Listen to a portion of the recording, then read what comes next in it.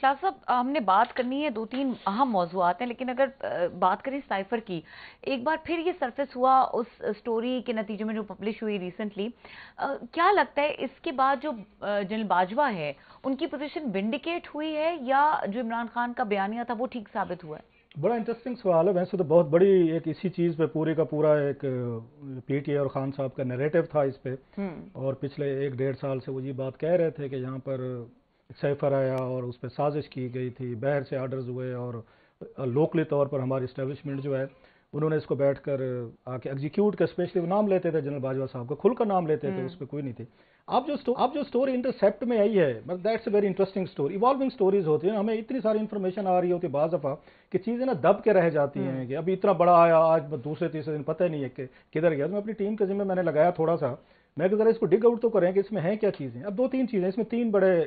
اہم پوائنٹ جو ہے نا اسٹیبلش ہوتے ہیں. ایک تو یہ ہے جو آپ نے پوچھا ہے کہ کیا جنرل باجوہ صاحب جو ہیں وہ ونڈیکیٹ ہوتے ہیں یا نہیں ہوتے. اگر اس سٹوری کو آپ لے کر چلیں جو سٹوری انٹرسیپٹ میں آئی ہے، تو اس سے تو جنرل باجوہ صاحب کا جو پوائنٹ آف ویو تھا وہ تو وہی اسٹیبلش ہو رہا ہے، ونڈیکیٹ ہو رہے ہیں وہ، کہ یہ جناب یہ کوئی سازش بھی نہیں تھی. جو ان کا پوائنٹ آف ویو تھا، جو انہوں نے بعد میں کچھ جرنلسٹوں کے ساتھ ملاقات میں انہوں نے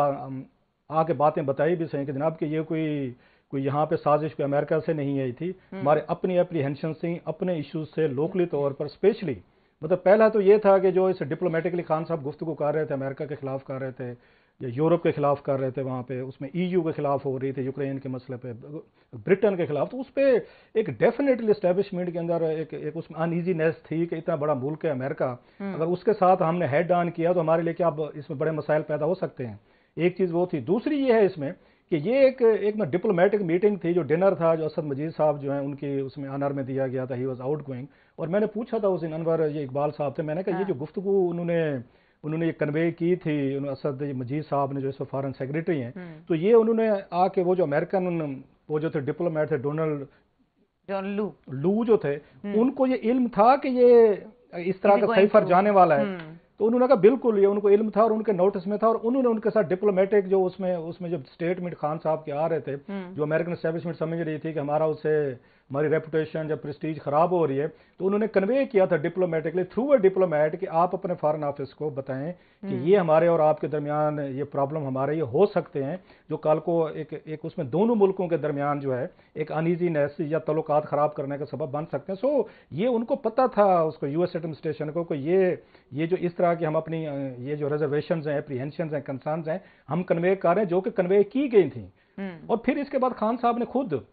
2-3 دفعہ اس پہ سٹانس انہوں نے بدلا. پہلے انہوں نے کہا کہ امریکن نے سازش کی ہے، یہ سب کو پتہ ہے، پورا سیفر لہراتے رہے. وہ بھٹو صاحب کی طرح، جیسے بھٹو صاحب نے انہوں نے ہنری کسنجر والا جو ان کو تھا کہ سر آپ اگر نیوکلیر پروگرام بنائیں گے تو اٹ وڈ ہیو کنسیکوینسز. بعد میں انہوں نے ہنری کسنجر نے کلیئر بھی کیا کہ جناب یہ پوری دنیا کے لیے ہوتا ہے کہ جو بھی ہم سے آگے نیوکلیر اس میں آ کے بم بنا رہے ہو تو ہم ان کی ملٹری اور اکنامک ایڈ جو ہے ہم بند کرتے ہیں. ہمارا کنسیکوینسز سے مراد وہ ہوتی ہے، اور یہ پوری دنیا کے لیے، صرف پاکستان کے لیے نہیں تھا. اور میں نے یہ بات بھٹو صاحب کو کنوے کی تھی، اور سیم ابھی انہوں نے یہی کنوے کی ہے کہ سر اگر اسی طرح کے چلتے رہے تو یو ایس اور آپ کے ریلیشن شپ ہمارے خراب ہوں گے. خان صاحب نے پہلے اسی پہ رکھا نیریٹو کہ یو ایس اس کنسپیریسی کے پیچھے. پھر ہم نے دیکھا خان صاحب نے بیک آؤٹ کیا، انہوں نے کہا نہیں یو ایس اس کے پیچھے نہیں ہے، یہ ہوم گرون ہے، یہ گھر والی بات ہے. یہیں پہ اگین انہوں نے جنرل باجوہ صاحب اور پوری آرمی اسٹیبلشمنٹ کو انہوں نے پھر اس پہ کیا، ان کی اپنی ریزننگ ہوگی جو بھی وہ سمجھتے تھے. اب یہ سائفر والی سٹوری بتا رہے ہیں کہ نہیں یہ تو کوئی it was a diplomatic disaster